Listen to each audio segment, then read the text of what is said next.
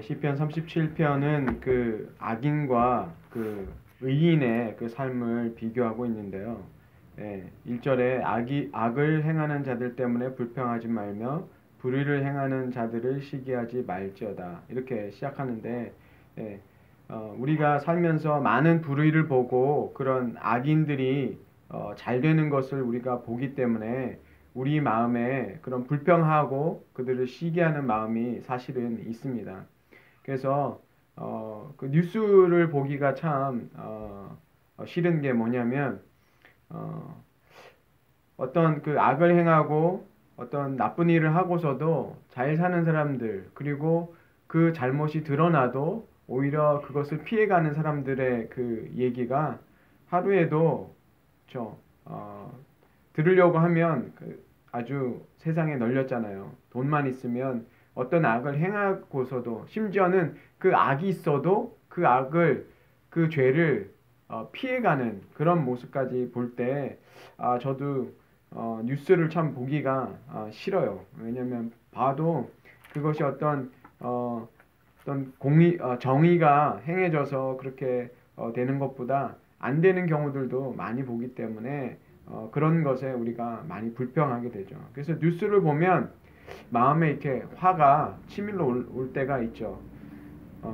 근데 주님께서는 그 악한 자들 때문에 불평하지 말라라고 얘기하시는데, 그 이유를 뭐냐면 풀과 같이 속히 배임을 당할 것이고 금방 쇠해지기 때문에 라고 주님께서 말씀하여 주시죠. 그들은 속히 망한다. 정말 그러나요? 근데 저도 이 말씀을 보면 속히 안 망합니다. 솔직히 말하면 한국에서 보면 일제시대 때 그렇게 선한 사람들, 그 착취했던 사람들은 해방 이후에도 그랬고 6.25 전쟁 이후에도 그랬고 그 자손의 자손들이 계속해서 그쵸, 좋은 땅을 차지하고 부를 차지하고 여전히 잘 먹고 잘 사는 것을 볼 수 있습니다. 근데 그런 것을 보면, 이 시편을 보면 우리가 솔직하게 이 시편을 읽고 나면 그렇지 않지 않느냐는 반문이 사실은 나와요. 근데 이 시편의 말씀, 이 성경의 말씀은 우리가 어떻게 읽어야 되냐면 이것을 종말론적인 관점에서 봐야 돼요. 그러니까 종말론점이라는 것은 주님이 다시 오셨을 때 하나님의 그 심판의 관점에서 성경을 읽었을 때 이해가 되는 것이지, 우리 현재의 시점에서 그것을 보고 우리가 얘기하는 뭐 권선징악이라 그러잖아요.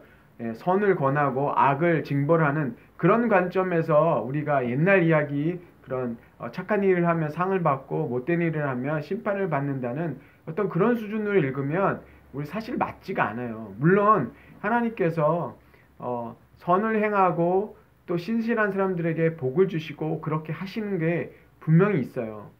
그러나 늘 그런 것은 아니라는 것이죠. 선하게 사는 사람들이 오히려 더 어렵게 살고 더 힘들게 사는 경우들이 사실은 너무나 많은 게 우리의 현실입니다. 그래서 성경을 우리가 읽을 때, 또 신앙생활을 할 때 우리가 잘못하는 게 뭐냐면 그런 종말론적 관점, 하나님께서 다시 오셨을 때, 이 땅을 심판자로 오셨을 때 그 관점에서 우리가 성경을 읽지 않으면 우리는 넘어질 수밖에 없거든요. 그래서 성경에서 이 왜 악인을 보고 왜 우리가 화를 내냐면, 나는 착하게 살고 하나님의 말씀 붙잡고 사는데 왜 나는 이래? 이런 거거든요. 많은 신앙인들이 힘든 부분이 바로 그런 부분이에요. 하나님을 말씀을 붙잡고 사는데도 너무 이렇게 우리가 이렇게 뭐 복을 받아서 그렇게 잘 사는 것도 아니고 사회에 어떤 구조적인 악이 있으면 그렇잖아요. 법을 지키면서 다 하는 사람들은 잘 살 수가 없는 그런 구조가 있다면 거기서 사는 사람들은 얼마나 고통스럽겠습니까? 법을 다 지켜가는 사람들은 오히려 더 힘들어지고 법을 안 지키는 사람들은 오히려 더 잘 되는 게 지금 우리의 현실이잖아요. 솔직하게. 그럴 때 바로 우리에게 이런 성경의 말씀을 읽다 보면 예전에는 그렇지 않은데 라는 생각들이 드는데, 바로 이 신앙의 문제가 뭐냐면 우리가 바라보는 그 신앙의 목적이 뭐냐는 거죠. 그러니까 예수님을 믿고 잘 먹고 잘 사는 거, 우리가 잘 되는 것으로 하면 사실은 우리는 이런 말씀을 들으면 물론 이거를 붙잡고 기도하고 그런 분들도 많이 있겠죠. 제가 실망을 시켜드리는 게 아니라 이런 말씀들이 추구하는 것은 바로 하나님께서 그 다시 오시는 그런 관점에서 하나님 나라가 이루어졌을 때의 관점에서 봐야지 우리가 그렇지 않으면 우리는 오히려 실족할 수밖에 없다는 거죠. 그래서 신앙인들이 어떻게 접근을 하냐면 악인들도 저렇게 잘 사는데 예수 이름으로 잘 살아야지. 그러면 또 다른 한편으로는 이렇게 간다고요. 어떻게 적용을 하냐면 야 예수 안 믿고도 잘 사는 쟤네들보다 우리가 예수 믿고 잘 산다는 거 보여줘야지. 예수 믿고 더 잘 살고 더 잘 되는 걸 보여줘야지 쟤들이 예수를 믿을 거 아니야. 그렇게 하잖아요.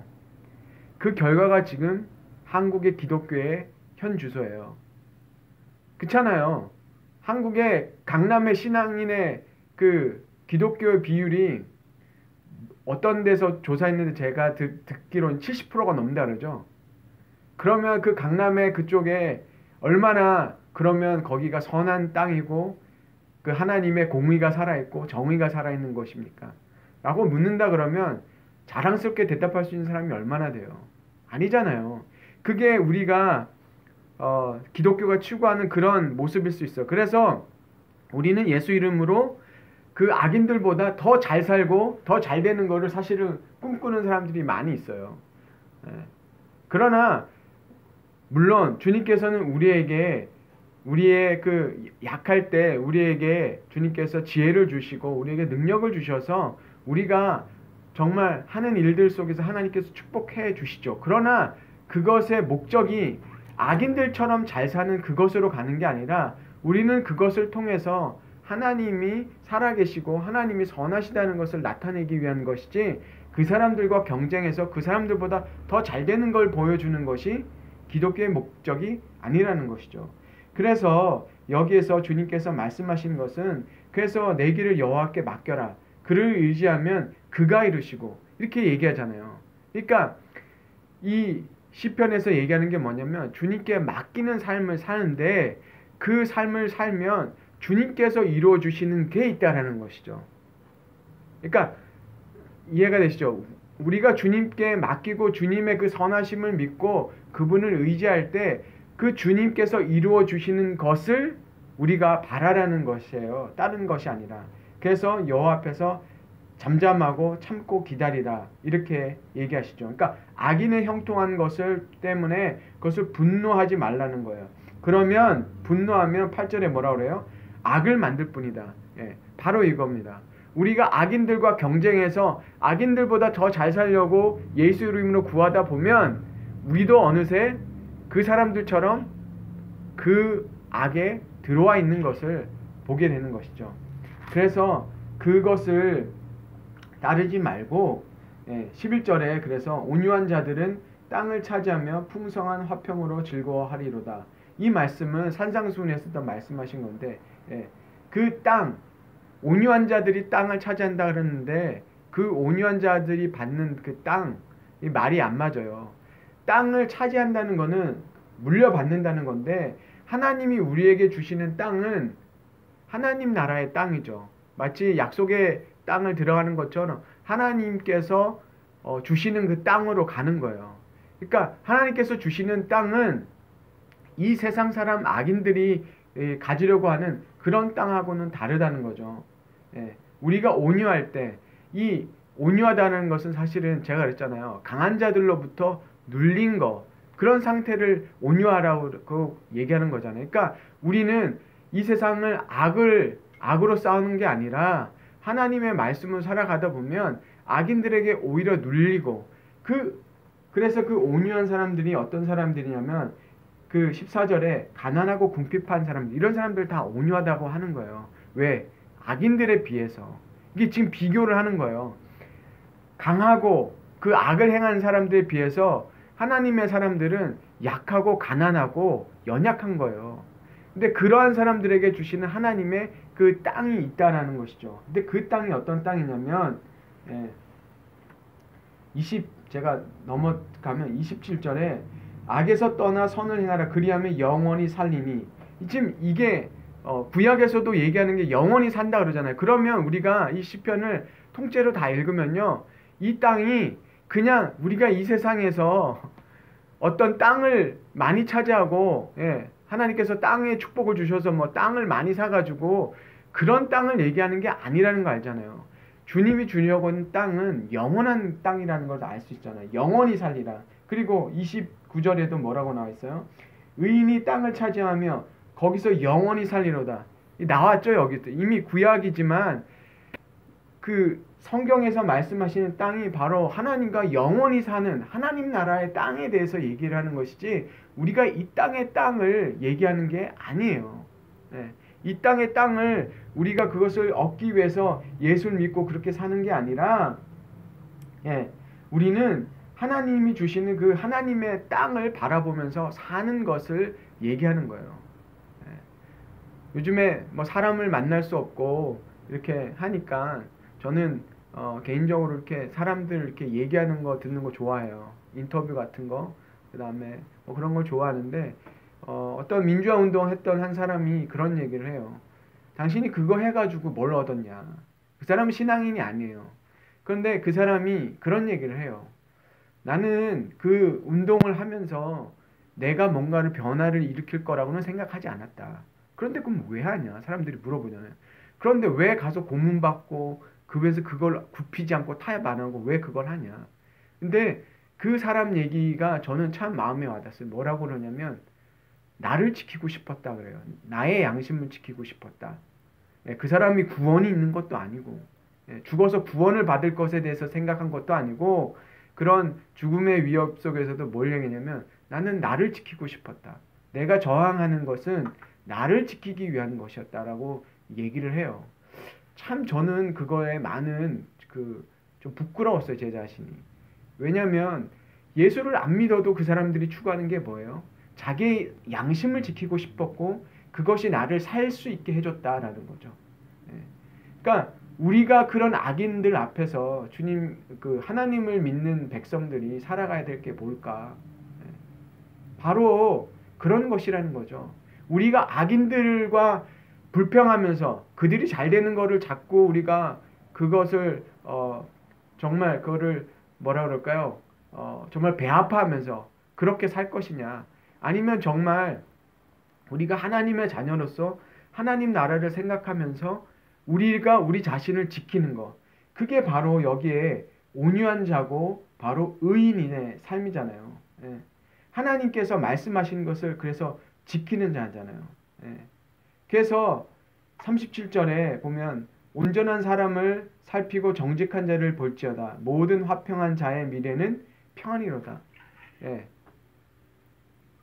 그 온전한 사람, 화평한 사람, 이 화평한 사람이 어떤 사람이에요? 하나님과 화평한 사람이잖아요. 하나님과 화평한 사람, 하나님을 의지하는 사람, 하나님을 바라보는 사람, 그 사람에게는 바로 하나님이 주시는 그 화평이 있다는 거죠. 평화, 샬롬, 그 하나님이 주시는 그 평화가 있다라는 것이죠. 그래서 그 미래가 바로 평안이라는 거예요. 우리에게 다가올 미래가 바로 평안이라는 것이죠. 그래서 그러나 악인에게는 그 미래가 없다는 거죠. 그들은 이 세상이 전부인 것처럼 그 의인들을, 하나님의 백성들을 핍박하고 그렇게 하지만, 우리는 결국 어디에 들어가냐면 하나님의 땅에 들어갈 것이고 주님과 영원히 살리라. 정말 이거 없이는요 신앙생활을 할 수 없을 것 같아요. 저도 아직 이 고백으로 살지는 못하지만 제 신앙의 양심에서 늘 얘기하면, 이 신앙 아니면요 사실은 정말 하나님의 사람으로 살 수가 없어요. 이거 없으면 사실은 신앙생활 안 해요. 그래서 제가 조금 전에 말씀했던 그 분이 뭐라 그랬냐면, 그래서 기독교를 찾아갔는데 그런 거 찾으려고 하면 오지 말라고 그러고, 그러니까 그 얘기가 뭐냐면, 그러니까 이 사람은 이제 뭐라 했냐면, 다른 얘기도 했는데, 두려움을 없애기 위해서 신앙을 가지면 없앨 줄 알았다 그랬는데, 좀 그 사람 얘기가 길어지는데, 뭐냐면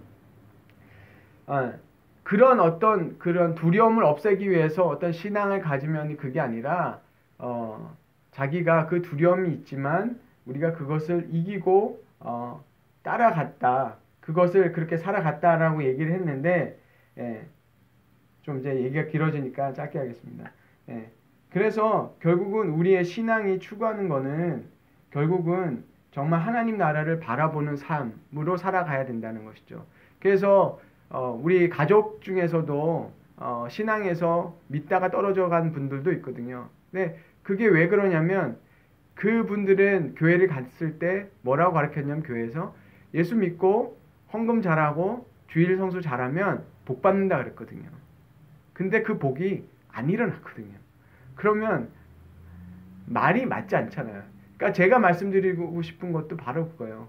예수님을 믿는다는 게 우리가 그렇게 잘 먹고 잘 살기 위해서 예수님을 믿는 게 아니라 그것은 따라오는 하나님의 더 주시면 그건 정말 하나님이 주시는 것이니까 왜 그 복을 거절하겠어요. 그것으로 하나님이 주신 것으로 잘 복을 나누고 살면 되죠. 그러나 그것이 목적이 되는 삶이 되어서는 안 된다는 것이죠. 우리에게 가장 중요한 것은 정말 하나님의 백성으로 그 하나님의 그 말씀을 지키고 그 말씀 속에서 하나님께서 주시는 그 약속을 붙들고 사는 삶, 그 삶이 이 세상 속에서는 정말 정말 눌리고 연약한 자의 모습이고 그렇잖아요. 가난한 자의 모습인데 그것을 우리가 정말 이겨내고 주님만 바라봤을 때 그 주님이 주시는 그 복으로 살기를 간절히 원합니다. 이런 얘기하면 사람들이 싫어하더라고요. 저도 때로는 이런 얘기를 하면 좀 그럴 때가 있어요.